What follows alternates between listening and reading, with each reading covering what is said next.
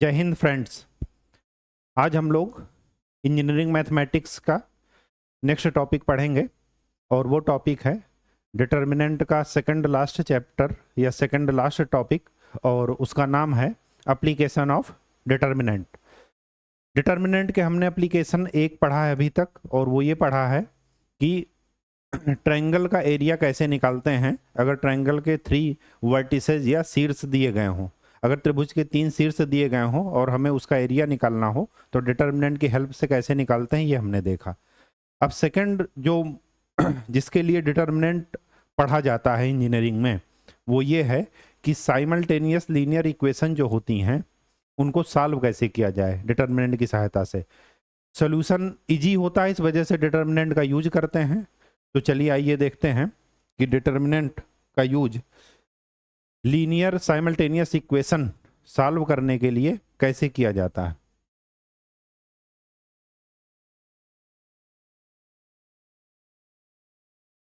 हम लोगों ने एक टॉपिक पहले पढ़ा था जिसको बोलते हैं क्रैमर्स रूल। क्रैमर्स रूल क्या कहता था? कहता ये था कि सपोज हमारे पास equation a1x b1y plus c1z is equal to p a2x plus b2y plus c2z is equal to q a3x b3y plus c3z is equal to r, ये दी गई थी। और हमसे पूछा गया था कि find out value of x, y and z। Cramer rule से हमने क्या इसको डिटर्मिनेंट की सहायता से कैसे सॉल्व किया था? सॉल्व इस तरीके से किया था कि इसको डिटर्मिनेंट फॉर्म में लिख लिया था a1 b1 c1 a2 b2 c2 a3 b3 c3 x y z, उधर लिख लिया था p q r। ऐसे लिख लिया था। हमने इस डिटर्मिनेंट की वैल्यू निकाली थी जिसको हमने नाम दिया था d। इसके फर्स्ट कॉलम को रिप्लेस किया था इस कॉलम से, फिर जो मैट्रिक्स बना था उसको लिखा था d1। तो d1 क्या था? p q r b1 b2 b3 c1 c2 c3। Similarly d2 क्या था? इसके सेकंड कॉलम को रिप्लेस कीजिए a1 a2 a3 p q r c1 c2 c3। और सिमिलरली d3 इसके थर्ड कॉलम को रिप्लेस कीजिए तो a1 a2 a3 b1 b2 b3 p q r। ऐसे हमने 3 कॉलम को बारी बारी से तीनों कॉलम को रिप्लेस किया था इस जो राइट हैंड साइड में कांस्टेंट दिए गए थे उनसे। इसके बाद हमने देखा था कि x की वैल्यू क्या हो जाएगी? d1 बाई डी, y की वैल्यू क्या हो जाएगी? d2 बाई टी, और z की वैल्यू क्या हो जाएगी? d3 by T. बात समझ में आ गई? लेकिन हमने बताया था कि इस मेथड में समस्या ये है कि ये तभी काम करेगा जब d की वैल्यू 0 ना हो। बताया था नहीं बताया था? क्यों? क्योंकि अगर जैसे ही 0 हुआ, डिनोमिनेटर अगर 0 हुआ तो x की वैल्यू, y की वैल्यू, z की वैल्यू इनफाइनाइट हो जाएगी। ठीक है, अब इसी को हम टेबल फॉर्म में देख लेते हैं। मेथड यही है, तो हम आगे लिखते हैं, हेडिंग डालते हैं कि test for consistency of linear equations. Consistency का मतलब कंफ्यूज मत होइएगा, इसका मतलब कि सॉल्यूशन, सॉल्यूशन का टेस्ट करना है कि सॉल्यूशन एग्जिस्ट करता है या नहीं। तो सबसे पहले क्या निकालेंगे? डी की वैल्यू, डी क्या है, वही है जो डिटर्मिनेंट इक्वेशन के जो कॉन्सेप्ट वो मल्टीप्लायर से जो बनता है A1 A2 A3 B1 B2 B3 से, उसकी वैल्यू निकालेंगे। अब इसकी वैल्यू के दो चांसेस हैं। अगर डी की वैल्यू नॉन जीरो है तो उसको बोलते हैं कि इक्वेशन इज कंसिस्टेंट।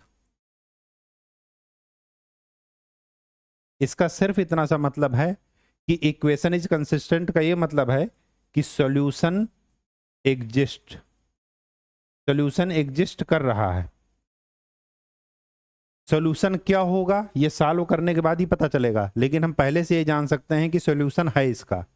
और जब d is equal not equal to zero है तो ऐसे सॉल्यूशन को बोलते हैं यूनिक सॉल्यूशन। यूनिक सॉल्यूशन का ये मतलब हुआ कि जब हम d निकालेंगे और d की वैल्यू नॉन जीरो, इसका ये मतलब है कि इन इक्वेशंस का केवल और केवल एक ही सॉल्यूशन होगा, एक से ज्यादा सॉल्यूशन नहीं हो सकते। लेकिन अगर d is equal to zero है तो यहां पर दो कंडीशन बनेगी। वो दो कंडीशन कौन सी होंगी वो देखिए। अगर d जीरो हो गया तो इसका मतलब ये हुआ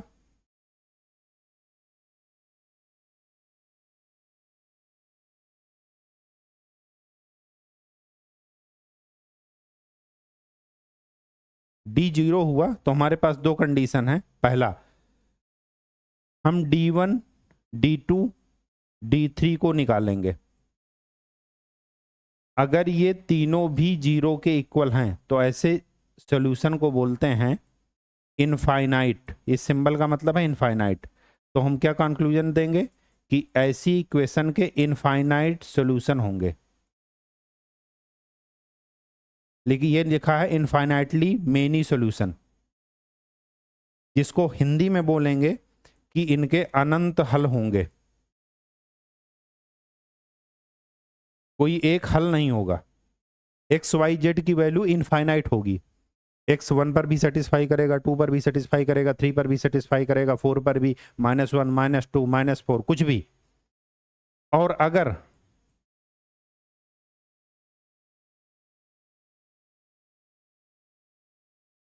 ये नॉट इक्वल टू जीरो है तो इसको बोलेंगे नो सॉल्यूशन, या इसी को बोलते हैं कि सिस्टम इज इनकंसिस्टेंट। मैथ की भाषा में क्या बोलेंगे? System is inconsistent.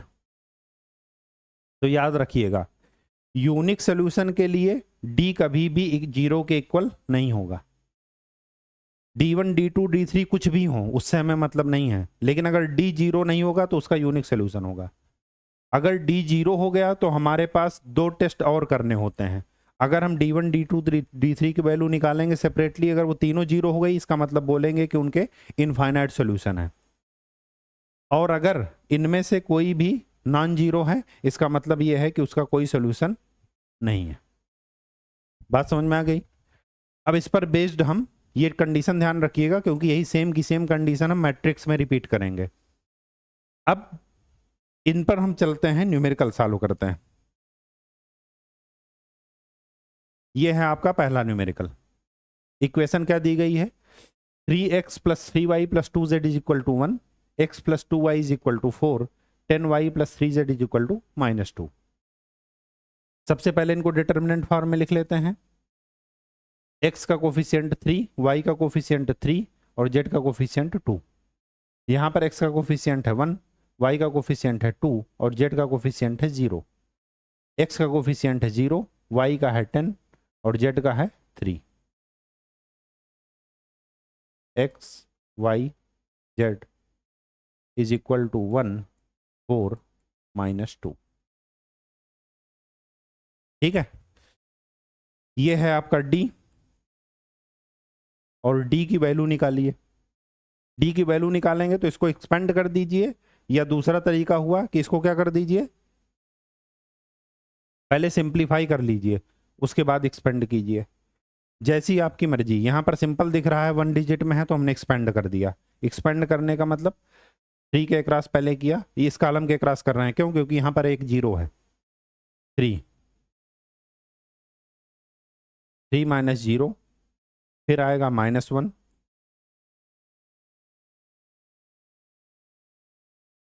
9 माइनस 20, कितना हो गया? 9 माइनस 1 माइनस 11, तो ये कितना हो गया? डी की वैल्यू 20। डी की वैल्यू 20 आते ही नॉन जीरो है, इसका मतलब क्या हुआ कि इसके यूनिक सोल्यूशन हुए। जब यूनिक सोल्यूशन हुए तो यहां पर लिख लीजिए चूंकि d is not equal to 0, hence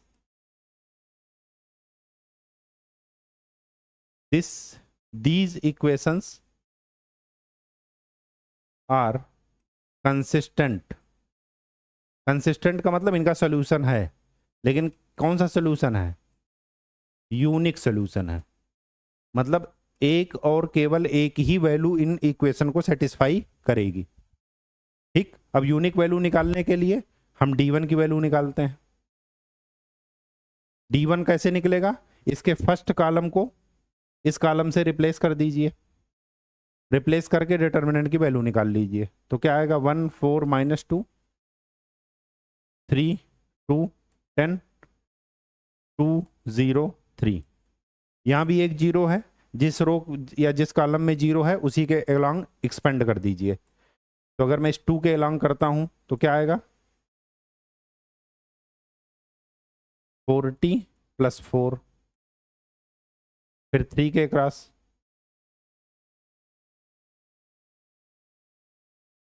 2 - 12, ये कितना हो गया? 44 इंटू 2 88 +3, ये कितना हो गया? -10। 88 माइनस 30, ये क्या हो गया? 53। कैलकुलेशन आप चेक कर लीजिएगा, कैलकुलेशन अगर जल्दीबाजी में गलत हो गई हो तो जहां तक हमारे समझ में है वो सही है। 40 + 4 2 -12, ठीक है।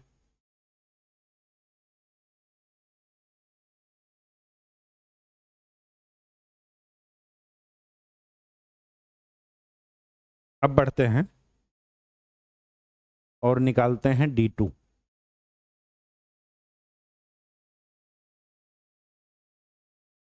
d2 निकालेंगे, सेकंड कॉलम को रिप्लेस कीजिए, तो 3 1 0, सेकंड कॉलम है 1 4 -2 2 0 3,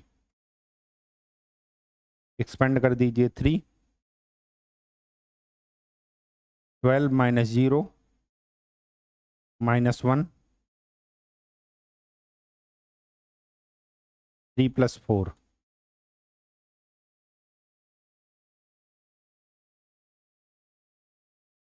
कितना आया? 36 -7 29। d3 निकालिए, थर्ड कॉलम को रिप्लेस कीजिए। 3 1 0 3 2 10 1 4 -2, कितना आया?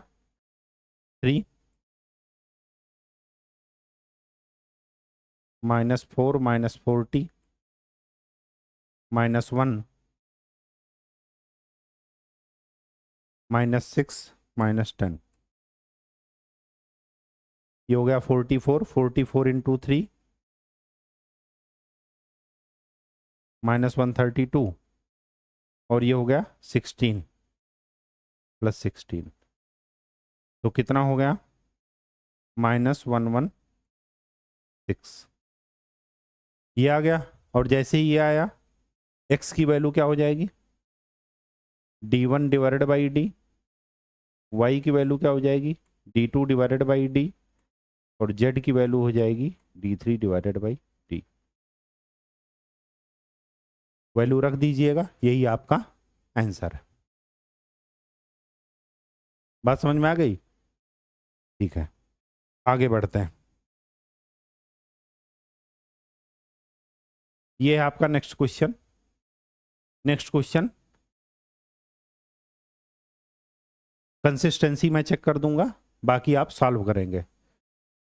सबसे पहले इक्वेशन बनाइए, वो डिटरमिनेंट बनाइए।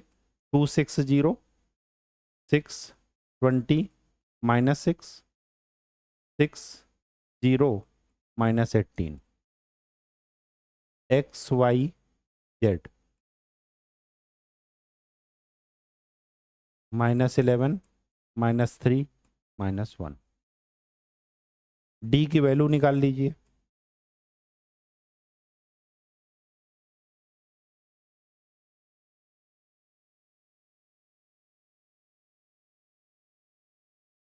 डी की वैल्यू निकालने से पहले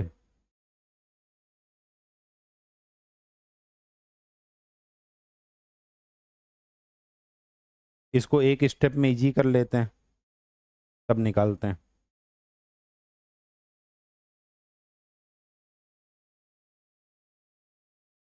क्या करते हैं, R2 को चेंज कर देते हैं R2 - 3R1 से।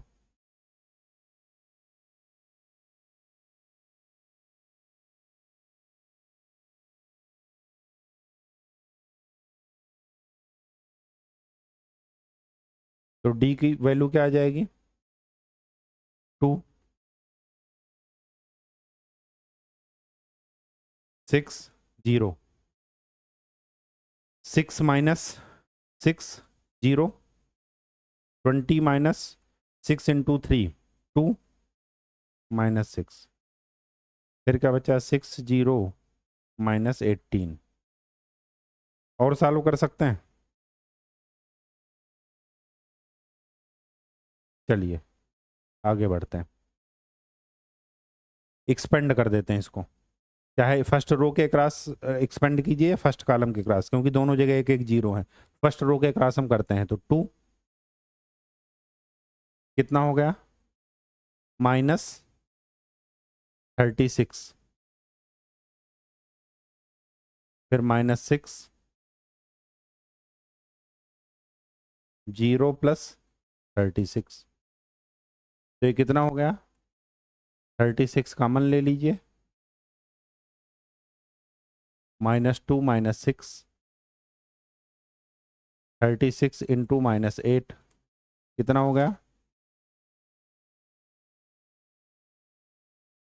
288 विद माइनस साइन। तो यहां पर आप क्या लिखेंगे, d is not equal to 0, hence solution exist with unique solution. इसका यूनिक सॉल्यूशन होगा, और जब यूनिक सॉल्यूशन होगा तो d1 की वैल्यू निकालेंगे, d2 की वैल्यू निकालेंगे, d3 की, फिर d1 डिवाइडेड बाई डी करेंगे तो x आ जाएगा, d2 डिवाइडेड बाई डी करेंगे तो y आ जाएगा, और d3 डिवाइडेड बाई डी करेंगे तो z आ जाएगा। ये आप सॉल्व कर लीजिएगा। देखिए इसमें क्या है, तीन इक्वेशन दी गई हैं, 2x + 3y + 5z, ये 5 है लिखा,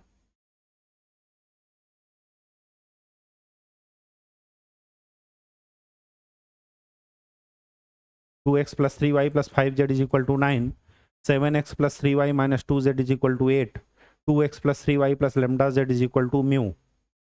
क्या कंडीशन दी गई है, find the lambda and mu such that, हमें यहाँ पर लेमडा और म्यू इस तरीके से फाइंड आउट करना है कि यूनिक सोल्यूशन हो, पहली कंडीशन है, और दूसरा नो सोल्यूशन हो। ठीक, यूनिक सोल्यूशन में एक ही कंडीशन है कि d must not equal to 0। No solution में क्या है कि d is equal to 0 but d1 d2 और d3, यही कंडीशन है। अगर ये कंडीशन हमें पता है तब हम इस क्वेश्चन को सॉल्व कर लेंगे। चलिए पहले इसका डिटर्मिनेंट बनाते हैं। तो 2 3 5 7 3 -2 2 3 लेमडा 9 8 इधर हो जाएगा x y z। ठीक। डी, ये है डी हमारा 2 3 5 7 3 -2 2 3 लेमडा। डी कैसा होना चाहिए? नॉट जीरो, जीरो के इक्वल नहीं होना चाहिए। इसको पहले या तो डायरेक्ट एक्सपेंड कर सकते हैं या पहले जीरो बना लेते हैं। हाँ, जीरो बन जाएगा। R3 is replaced by R3 minus R1। जैसे ही रिप्लेस किए क्या लिखेंगे? 2 3 5 7 3 -2, यहाँ आ जाएगा जीरो, यहाँ आ जाएगा जीरो, यहाँ आ जाएगा। अब ध्यान से देखिए, इस डिटर्मिनेंट की वैल्यू जीरो तभी नहीं होगी जब ये वाला टर्म नॉन जीरो हो। क्यों? क्योंकि अगर ये वाला टर्म जीरो बन गया तो पूरे डिटर्मिनेंट की वैल्यू क्या बन जाएगी? जीरो। क्यों? क्योंकि सारे एलिमेंट क्या है इसके, एक रो के, जीरो। इसका मतलब ये हुआ कि यूनिक सोल्यूशन के लिए, फॉर यूनिक सोल्यूशन, यहां पर लिखिए कि for unique solution D must not equal to zero. और डी जब जीरो नहीं होगा इसका मतलब कि lambda -5 not equal to zero. तो lambda should not be equal to 5। Lambda कभी भी 5 के बराबर नहीं होगा। बात समझ में आ गई? अगर लेमडा 5 के इक्वल हो गया तो ये डिटर्मिनेंट जीरो बन जाएगा और डिटर्मिनेंट के जीरो बनते ही डी की वैल्यू जीरो आ जाएगी। जबकि हमें यूनिक सोल्यूशन के लिए कंडीशन क्या थी कि D must not equal to be zero. चलिए अब क्या है? No solution. नो सोल्यूशन में कंडीशन क्या है कि डी क्या होना चाहिए? जीरो। और साथ में ये कंडीशन होनी चाहिए कि इनमें से कोई भी एक वो नॉट जीरो हो या तीनों नॉट जीरो। अब देखिए, तो नो सोल्यूशन के लिए हम क्या लिखेंगे?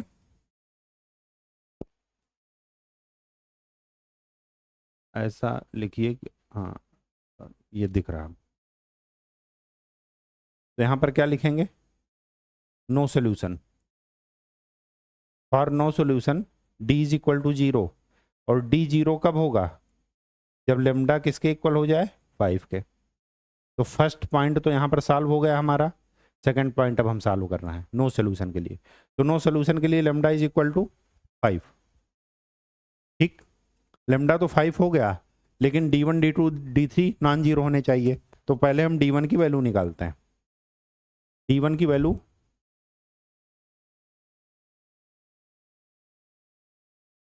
98 म्यू, यहां पर लिख लेते हैं पहले। D1 is equal to 98 mu 3 3 3 5 -2 lambda. ठीक,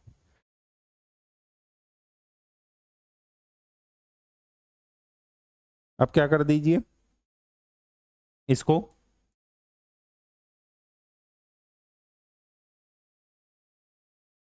सब्ट्रैक्ट कर दीजिए। वही R3 is replaced by R3 minus R1। तो D1 की वैल्यू क्या आएगी? 9 3 5 8 3 -2 म्यू -9 0 लेमडा -5। नो सोल्यूशन में डी पहले ही मैंने लिख दिया है जीरो, मतलब लेमडा किसके इक्वल है? 5 के। अगर लेमडा 5 के इक्वल है तो ये वाला टर्म क्या हो जाएगा? जीरो। लेकिन म्यू में क्या कंडीशन है? Mu -9 not equal to zero होना चाहिए। क्यों? क्योंकि ये पहले ही जीरो बन गया, और अगर हम ये जीरो बना देंगे तो D1 की वैल्यू क्या हो जाएगी? जीरो। और हमने पढ़ा है, क्या पढ़ा है? कि नो सोल्यूशन के लिए इनकी वैल्यू क्या रहनी चाहिए, नॉन जीरो। तो ये नॉन जीरो कब रहेगा, नॉन जीरो ये तब रहेगा जब म्यू की वैल्यू 9 के इक्वल ना हो। तो नो सोल्यूशन में दो कंडीशन है, लेमडा 5 के इक्वल हो और म्यू 9 के इक्वल ना हो। कहीं कोई डाउट हो तो पूछ लीजिए। समझ में आ गई बात। ये तभी पॉसिबल है सॉल्व करना जब आपको ये कंडीशन पता हो कि कंसिस्टेंट की, यूनिक सोल्यूशन की, इनफाइनाइट मैनी सोल्यूशन की या नो सोल्यूशन की क्या कंडीशन होती हैं। अगर वो पता है तभी आप इनको सॉल्व कर पाएंगे। और ऑब्जेक्टिव में इस तरह के क्वेश्चन पूछे जाएंगे आपके गेट वगैरह में। ठीक है, चलिए आगे बढ़ते हैं। सिंपल सा क्वेश्चन है ये, वही चीज। सबसे पहले डी निकालिए, 1 2 5 3 1 4 6 1 7। पहले क्या कर लीजिए, मैक्सिमम एलिमेंट जीरो बना लीजिए ताकि एक्सपेंशन करने में आसानी रहे। जीरो कैसे बनेगा,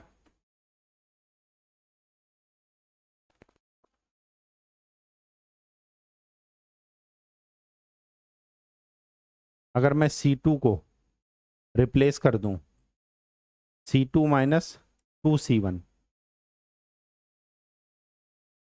कर सकता हूं, ठीक। और C3 को रिप्लेस कर दूं C3 माइनस 5C1, तो हमारे D की वैल्यू क्या निकलेगी, 1 3 6, ये हो जाएगा 0, 1 माइनस 6 माइनस 5 और 1 माइनस 6 12 माइनस 11। ये वाले में करेंगे तो 0, 4 माइनस 15 माइनस 11 और 7 माइनस 30 माइनस 23। अब इसको एक्सपेंड कर दीजिए, लेकिन ये कुल मिलाकर के टफ ही बन गया। इससे अच्छा वो 1 डिजिट का था उसी को एक्सपेंड कर देते, क्योंकि इसमें 2 डिजिट आ गया।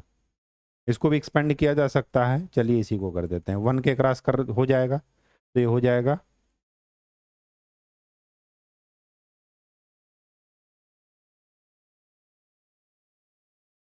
तो D की वैल्यू आ जाएगी -6। अब यहां पर आप क्या लिखेंगे कि D is not equal to 0, hence equation consistent. Consistent का मतलब कि इक्वेशन का सॉल्यूशन है विद यूनिक सॉल्यूशन। जब सॉल्यूशन है तो दो ही कंडीशन है, या तो इनफाइनाइट सॉल्यूशन होंगे या यूनिक होंगे। जब D नॉट इक्वल टू 0 है इसका मतलब ये हुआ कि यूनिक सॉल्यूशन है। ठीक है, अब इसको जो है D1 निकालेंगे। फर्स्ट कॉलम इससे रिप्लेस करेंगे, 23 26 47 2 1 1 5 4 7। इसको सॉल्व कर लीजिएगा, इसी तरह D2 को सॉल्व कर लीजिएगा, D3 को, और फिर जाकर के XYZ की वैल्यू आ जाएंगी। बस अब आगे सॉल्यूशन आपको करना है, हमने मेथड आपको बता दिया।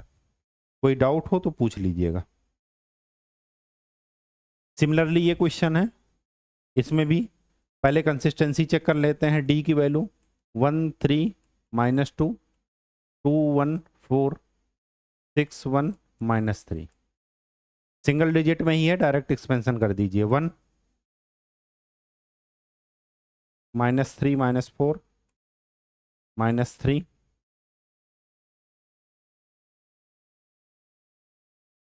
-6 -24 -2 2 -6, कितना आया, -7 -3 -30 -2 -4 -7 +90 +8, ये आ जाएगा 91। 91 ही आएगा, डी की वैल्यू आ जाएगी। अब यहाँ पर क्या है कि D not equal to 0, solution exist with कौन सी कंडीशन है, यूनिक सोल्यूशन। अब आप D1 की वैल्यू निकालेंगे, 5 8 5 3 1 1 -2 -4 -3, इसकी वैल्यू निकाल करके फिर x की वैल्यू निकाल लेंगे D1 डिवाइडेड बाई डी से। इसमें कोई डाउट नहीं होना चाहिए। अब आगे आपको सॉल्व करना है इक्वेशन। चलिए हाँ, यहाँ पर देखिए, ये भी जैसे हमने लेमडा और म्यू वाला क्वेश्चन सॉल्व किया था ठीक वैसे ही है। यहाँ पर डायरेक्ट मैट्रिक्स फॉर्म में दे दिया गया है आपको, और कंडीशन क्या पूछी गई है, find A and B such that, पहली कंडीशन क्या है, यूनिक सोल्यूशन हो, सेकंड कंडीशन क्या है, नो सोल्यूशन हो, और थर्ड कंडीशन क्या है, इनफाइनाइट सोल्यूशन हो। यूनिक सोल्यूशन में हमें एक कंडीशन ध्यान रखनी है कि D must not be equal to 0। No solution में हमें एक ही कंडीशन ध्यान रखनी है कि डी तो 0 हो लेकिन बाकी कोई भी 0 ना हो। और इनफाइनाइट सोल्यूशन में क्या ध्यान रखनी है कंडीशन, कि डी 0 हो, साथ में D1 D2 D3 उनकी वैल्यू भी क्या हो, 0। यहां पर सॉल्व करते हैं। सॉल्व करने के लिए क्या करेंगे, ए वाली रो को, बाकी एलिमेंट को 0 बनाते हैं। बाकी एलिमेंट 0 कैसे बनेंगे, अगर हम क्या करें,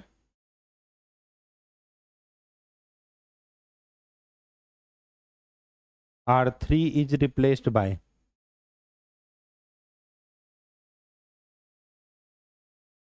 R3 प्लस 2R1, तो क्या बनेगा, 3 -2 1 5 -8 9, तो ये बनेगा 2 + 6 8, ये बन जाएगा 0, ये बन जाएगा a + 2।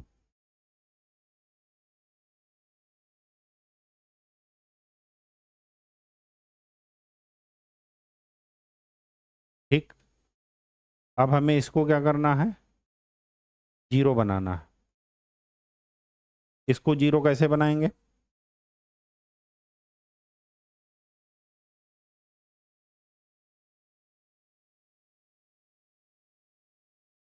इसको अगर हम 0 बनाते हैं तो बाकी हमारा नॉन 0 बन जाएगा।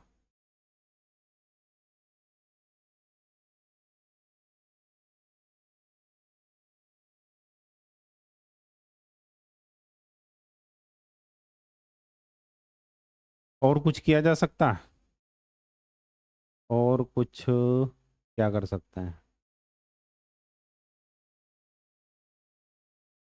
चलिए देखते हैं। R2 is equal to R2 minus 4R1।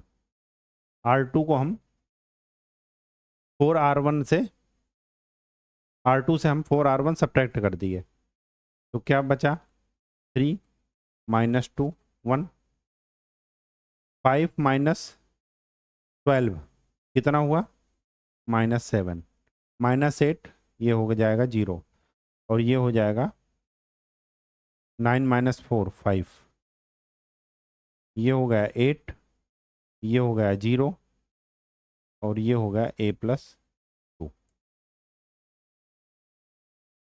ठीक,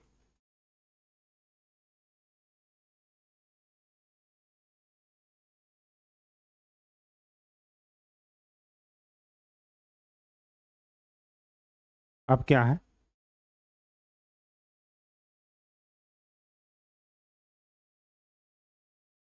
इस वाले एलिमेंट को आपको 0 बनाना है। इसी को क्यों बना रहे हैं, क्योंकि हमें a की वैल्यू निकालनी है, कि तभी हम उस पर कुछ कंक्लूड कर सकते हैं कि क्या सोल्यूशन होगा। तो इसको 0 बनाने के लिए क्या करेंगे?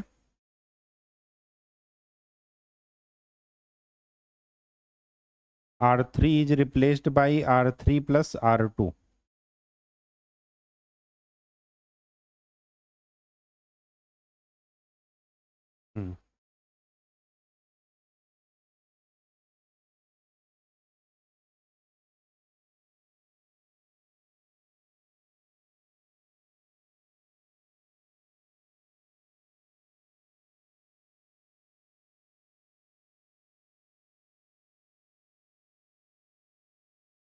ये आ गया। अभी भी 0 नहीं बना। अब इसको 0 बनाने के लिए क्या करेंगे?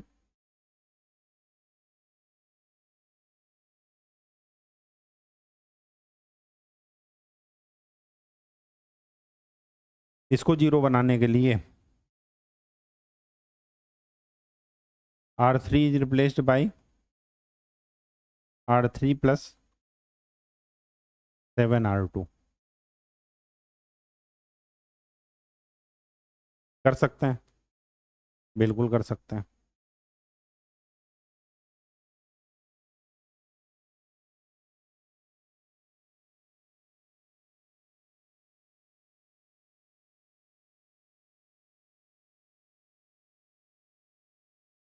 ठीक है, तो 3 - 2 1 -7 0 5 0 0 A प्लस 42।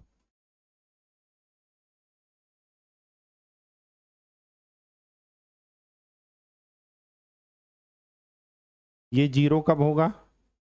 जब A की वैल्यू ये हो जाए। ये 0 कब नहीं होगा?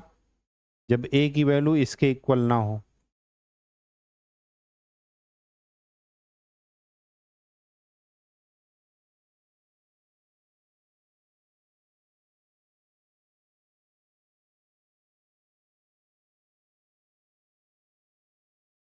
ठीक है, हमने शुरुआत कहाँ से की? R3 को 2R1 में ऐड कर दिए, A+2। फिर क्या किए? R2 से R2 माइनस 4R1 कर दिए। ठीक है, R2 माइनस 4R1। इसके बाद R3 को R3 प्लस R2 से।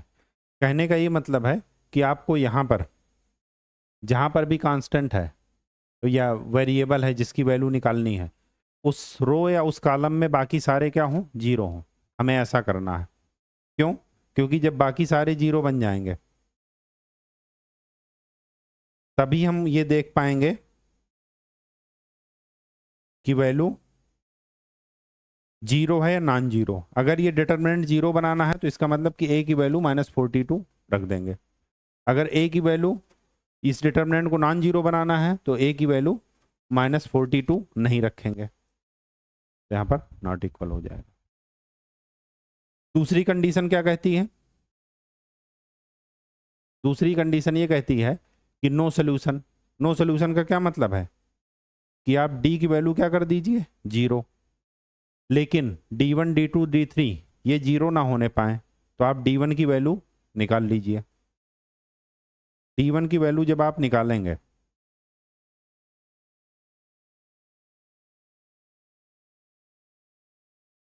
3 - 2 1 5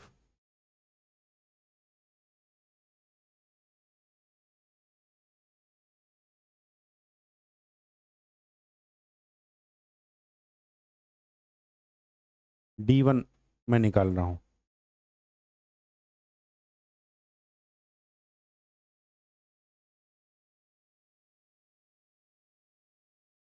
B31 B31 -281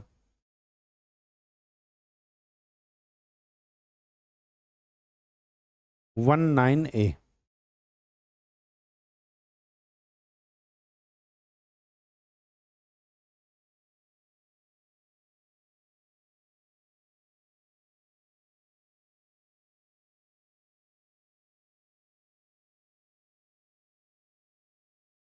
ठीक है, और D1 की वैल्यू आपकी नॉन जीरो आनी चाहिए। नॉन जीरो आने के लिए हमारे पास क्या रास्ते हैं कि जो भी कांस्टेंट वाले हैं उनके रो या कॉलम में इनको छोड़कर बाकी सारे क्या बना दीजिए, जीरो। उसके बाद ही हम ये डिसाइड कर पाएंगे कि इनकी वैल्यू क्या होगी।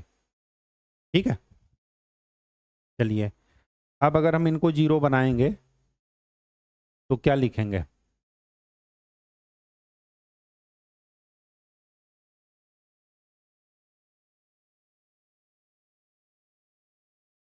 R3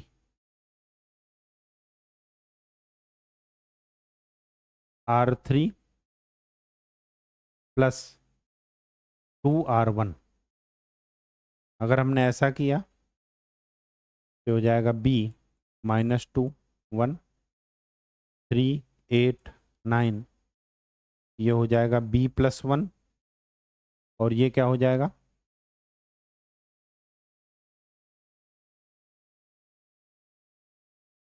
जीरो, और ये हो जाएगा A+2।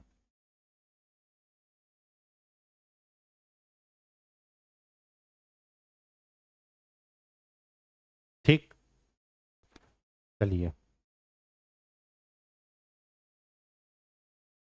कांस्टेंट टर्म ये है। अब हम ये कहें कि D1 not equal to zero, D1 की वैल्यू हम जीरो के इक्वल नहीं करेंगे। तो दो ही कंडीशन में पॉसिबल है, क्या? जब A की वैल्यू 2 के इक्वल ना हो और B की वैल्यू 1 के इक्वल -1 के इक्वल ना हो, ये -2 के इक्वल ना हो। क्यों? क्योंकि अगर ये हुआ तो ये जीरो बन गया, और अगर ये हुआ तो ये जीरो बन गया। इसलिए कभी भी ये दोनों कंडीशन साइमल्टेनियसली नहीं होनी चाहिए।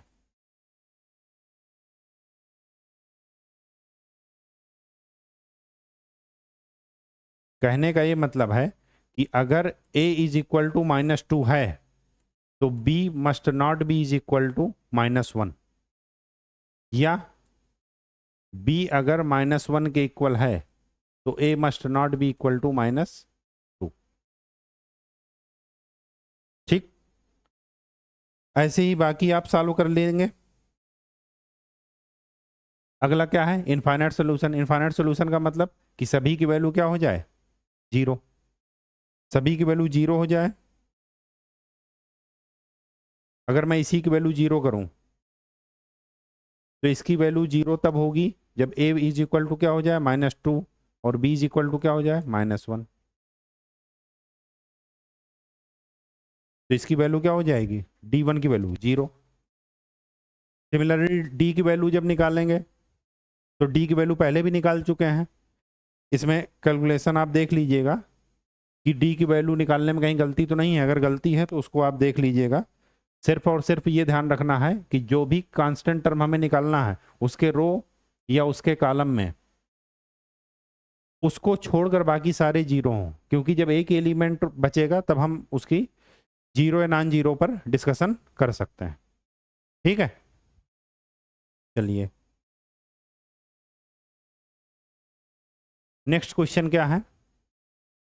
हमारे पास 3 इक्वेशंस हैं। x plus 2ay plus A Z is equal to zero, X plus 2by plus B Z is equal to zero, X plus 4cy plus C Z is equal to zero. आगे क्या दिया गया है? Has non zero solution. Non zero solution है तो इसका ये मतलब है कि d is not equal to zero. क्या कह रहा? Find the relation between A B and सी। तो पहले डिटर्मिनेंट बना लेते हैं। 1 2a a, 1 2b b, 1 4c c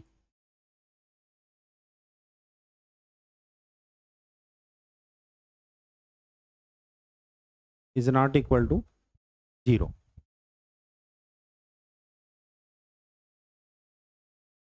ठीक है,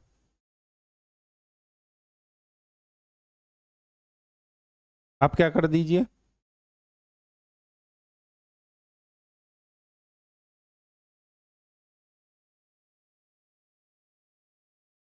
R1 is replaced by R1 minus R2.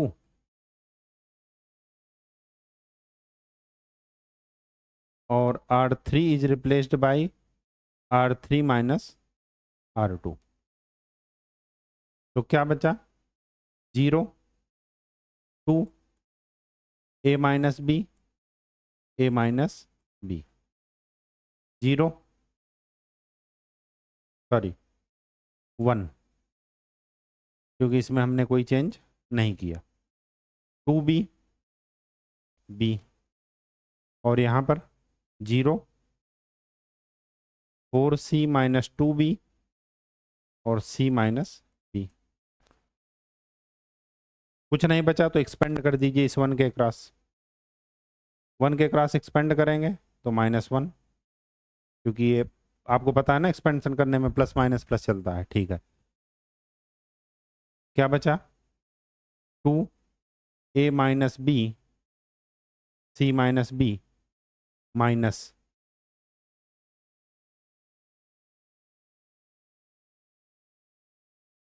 4C minus 2B into A minus B। ठीक, इसको आगे सॉल्व करते हैं। आगे सॉल्व करेंगे तो क्या आ जाएगा? 4C minus 2B into A minus B minus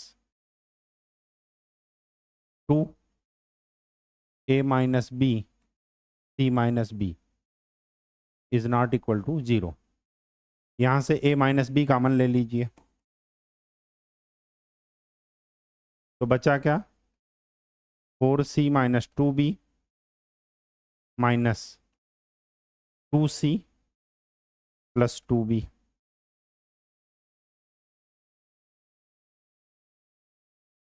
तो क्या आया?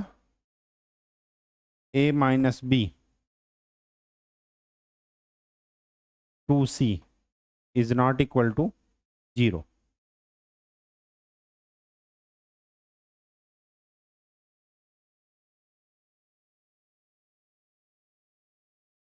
ये आपका आंसर है। इसमें दो कंडीशन बन गई कि A is not equal to B and C is not equal to 0।